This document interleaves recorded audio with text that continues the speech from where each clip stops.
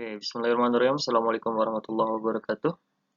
Alhamdulillah, kita lanjutkan kembali untuk materi selanjutnya. Kita masuk sub materi kelas 12 mengenai turunan fungsi trigonometri. Setelah kemarin kita belajar tentang pembuktian-pembuktian suatu turunan aljabar.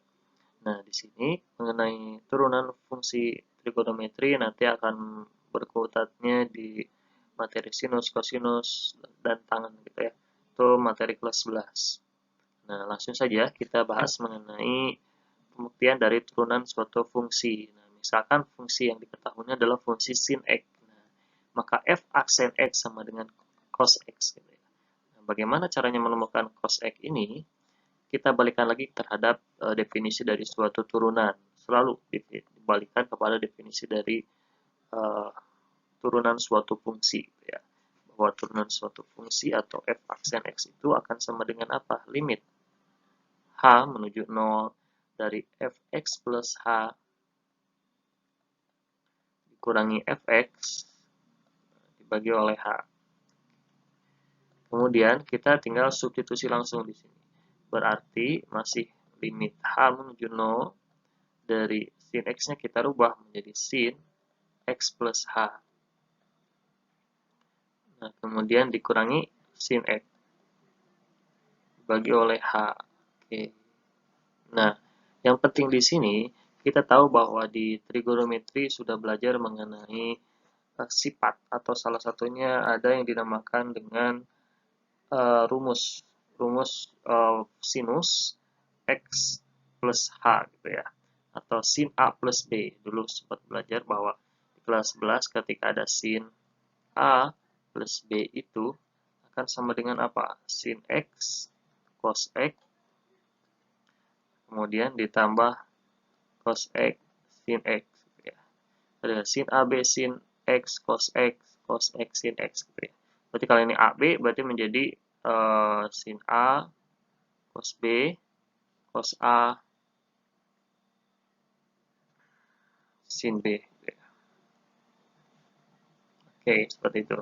Nah, berarti ketika ada sin X plus H akan menjadi apa? Kita tulis lagi limit H menuju 0 dari sin X cos H ditambah cos X sin H dikurangi sin X dibagi oleh H. Oke, lanjutkan lagi limit H menuju 0 dari. Nah, ada di sini sin X cos H dan sin X. Kita geser atau kita komutatifkan sebelah kiri menjadi sin X cos H dikurangi sin X ditambah cos X sin H dibagi oleh H. Oke. Nah, selanjutnya ada sin X, ada sin X. Sin X-nya boleh kita keluarkan menjadi sin X dikalikan cos H dikurangi 1 dibagi oleh H. Kemudian yang di ujung kita pisahkan menjadi cos X sin H dibagi oleh H. Oke. Berdasarkan sifat limit suatu fungsi trigonometri, nah ketika ada limit H menuju 0, ada sin H dibagi H itu menjadi 1. Nah, kemudian di sini ada sin X dibagi H, berarti ini bisa ya, variabelnya berbeda. Nah, di sini X, di sini H. Lalu bagaimana caranya kita mencarinya gitu kan ya. Nah, kita kalikan saja semua bilangan yang di sini dengan cos X cos H plus 1 gitu ya, per cos H plus 1. Kita kalikan dengan bilangan yang ini. Nah, jika kita lanjutkan di sini, jadi apa berarti? Menjadi sin X dikalikan ketika ada cos H min 1 dikalikan dengan cos H plus 1, Ini tetap jadi 1 ya. Akan menjadi apa? Cos kuadrat H. Itu kan ya. Kemudian min satunya jadi min 1. Tetap 1 kuadrat tetap min 1. Dibagi oleh H dikalikan cos H plus 1. Oke. Nah, di sifat identitas trigonometri ketika ada cos kuadrat H min 1, ini akan sama saja dengan apa? Sin ya.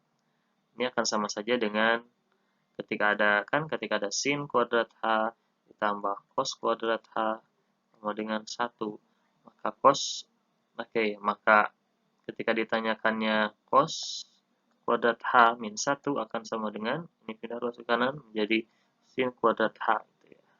Maka sin X dikalikan sin kuadrat H dibagi oleh H cos H plus 1.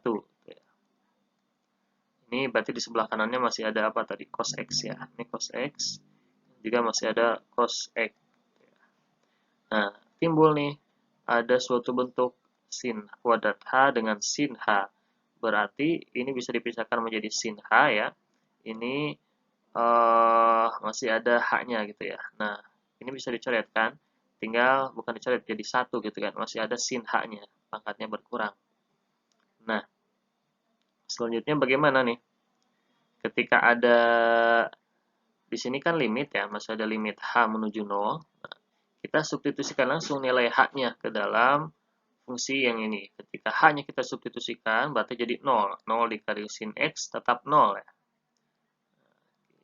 Ketika 0 ini kita substitusikan ke cos H, berarti cos 0 berapa? 1. 1 ditambah 1, 2. Oke, ditambah cos X. Karena cos X ini tidak mengandung variabel H, berdasarkan sifat limit, tetap limit H menuju 0 dari cos X itu cos X. Ketika 0 dibagi 2 sama dengan berapa? 0. Nah, sehingga terbukti nih bahwa turunan fungsi dari fx sama dengan sin x, turunan sin x ini sama dengan cos X. Itu ya. Lumayan, cukup panjang. Oke, kita lanjutkan kembali mengenai turunan fungsi trigonometri dari fungsi kosinus. Nah, dimisalkan di sini ada fungsi fx-nya itu cos x, maka f aksen x itu menjadi apa? Negatif sin x. Nah, bagaimana caranya kita menemukan negatif sin x? Pertama, balikan lagi kepada definisi dari suatu limit fungsi, bahwa f aksen x itu akan sama dengan limit H menuju 0 dari fungsi fx plus H dikurangi fx dibagi H. Kita substitusi nilai cos x-nya menjadi cos x plus H dikurangi cos x dibagi H. Nah, selanjutnya, berdasarkan sifat atau bentuk di trigonometri ketika ada cos x plus H. Nah, di trigonometri kita belajar ketika ada cos x plus H itu kita boleh ubah bentuknya atau sama saja dengan cos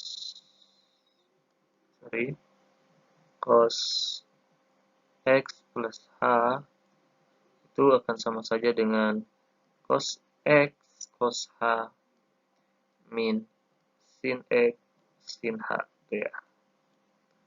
Oke, sekarang kita ganti ke atas.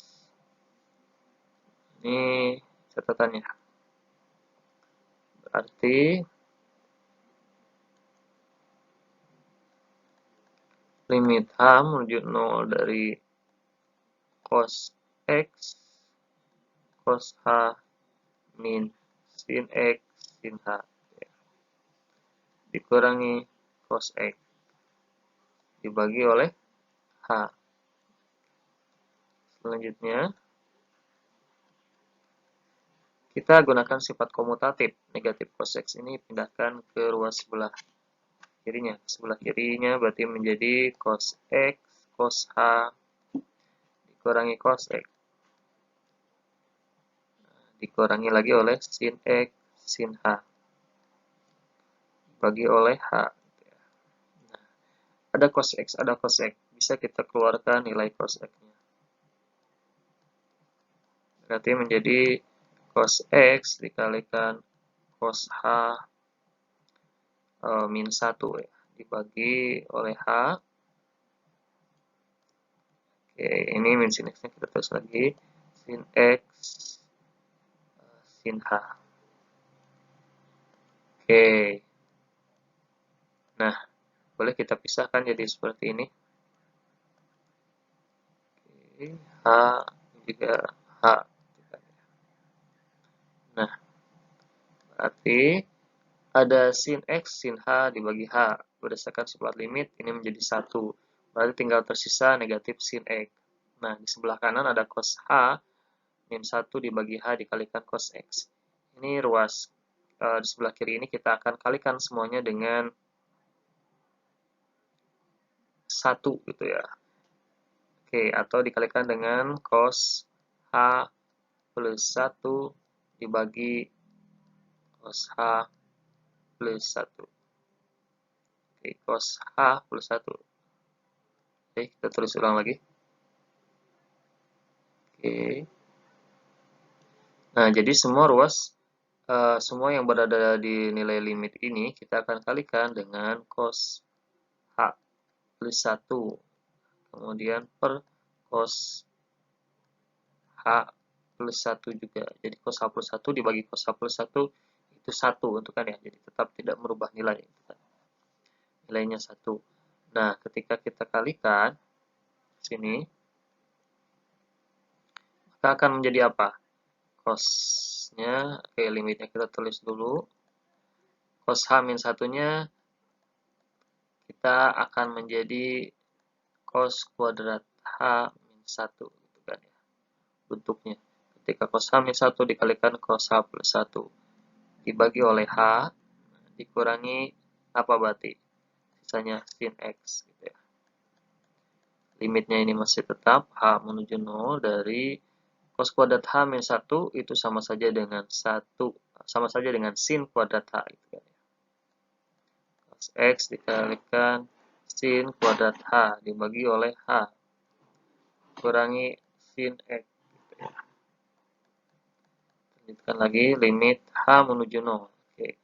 Jika kita substitusikan nilai dari H-nya 0 ini ke fungsi yang ini gitu kan ya. Ini boleh kita coret dulu, ada berarti tinggal tersisa sin H gitu kan ya. Ketika kita substitusikan H-nya 0, maka ini akan menjadi apa? Cos X dikalikan kita langsung saja berarti ya. Cos 0 berarti berapa? Cos 0 akan menjadi 1 dikalikan sin 0, 0 dikurangi sin X. Jika 1 dikali 0, 0 dikurangi sin X, maka hasil akhirnya negatif sin X. Jadi terbukti bahwa turunan dari cos X itu sama dengan negatif sin X.